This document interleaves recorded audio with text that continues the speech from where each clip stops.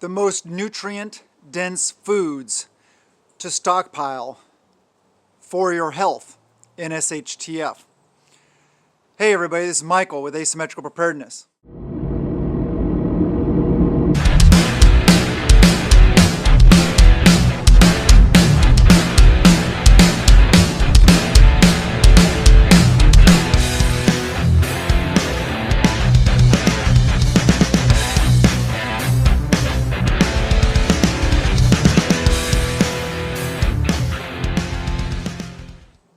These foods are not your average prepper list. This is not what everybody else is talking about.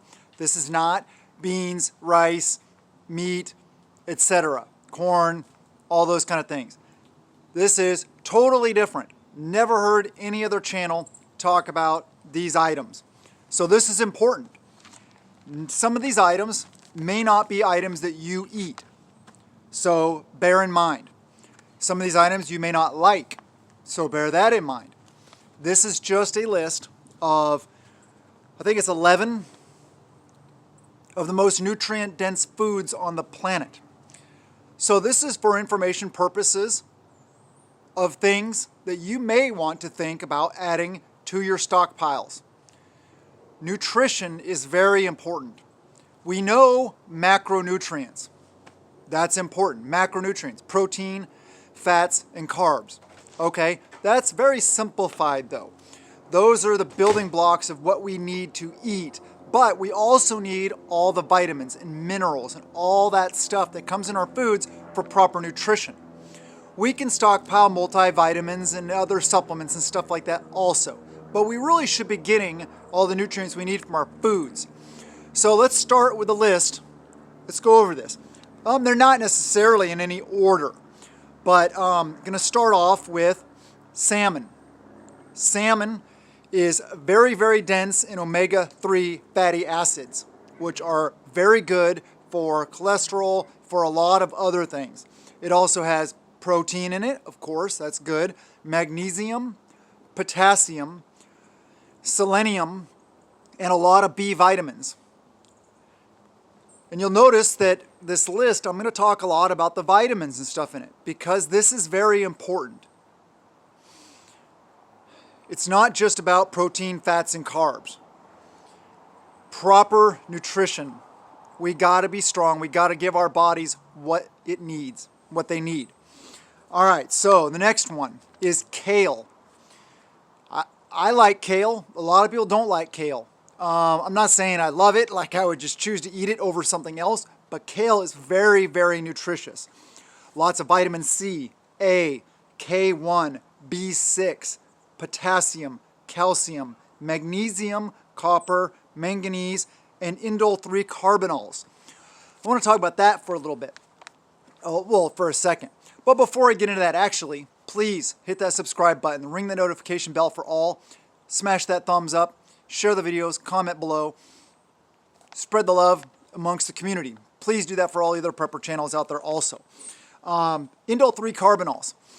For men specifically, I think, I'm not so sure about women. The research I did back when I was into working out heavy prior to the that thing a couple of years ago, I was at the gym every morning, lifting heavy. I was a lot bigger than I am now, a lot more muscle mass. Indole 3 carbanols are natural estrogen blockers.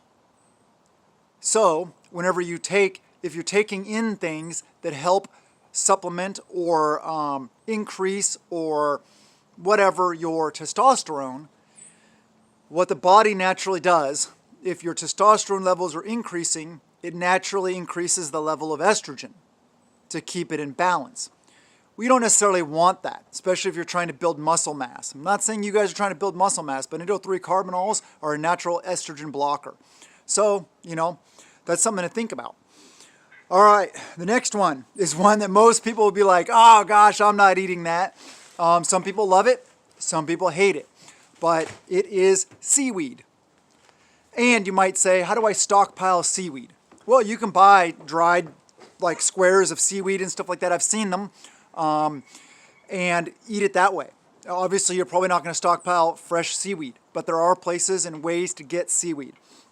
It's very high in iodine. We're going to talk about that in a minute. Calcium, iron, magnesium, manganese, and antioxidants.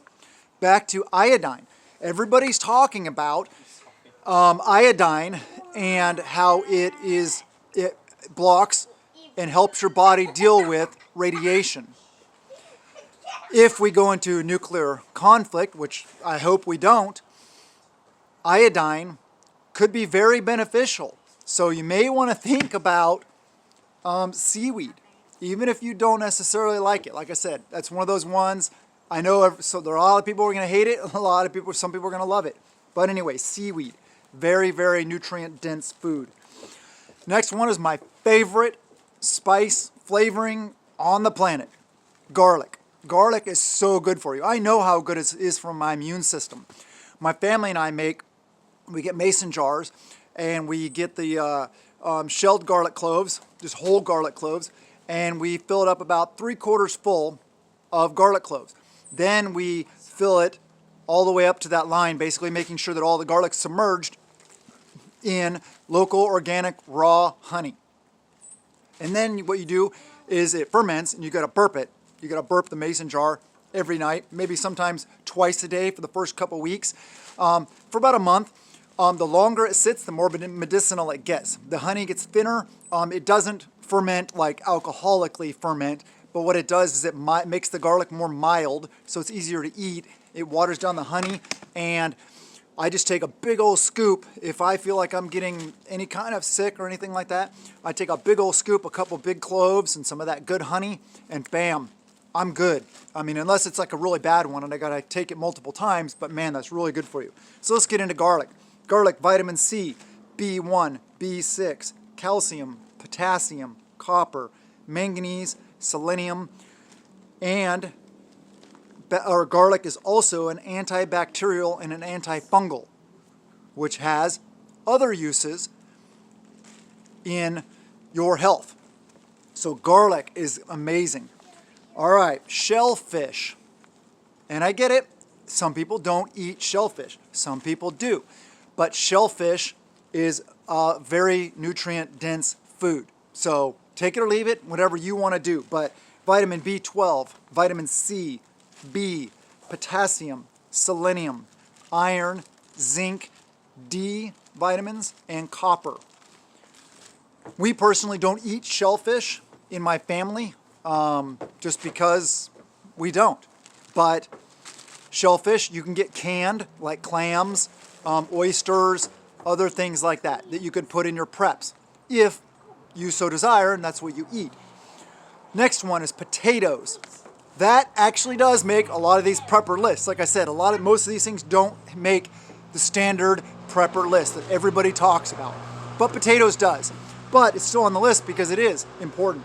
Potassium, magnesium, iron, copper, manganese, C, B vitamins, and calories. Calorically dense, good source of carbohydrates. The next one I want to talk about is one of those ones that you may not like either, but is liver. We personally don't eat liver. I don't like it, but it is very, very nutrient dense. And I don't know if you could buy like canned liver or something like that, but what you can do is you can buy livers at the store and then home can them for your food storage needs. But liver has vitamin B12, B5, B6, niacin, folate, B2, A, copper, iron, phosphorus, zinc, selenium, and lots of protein.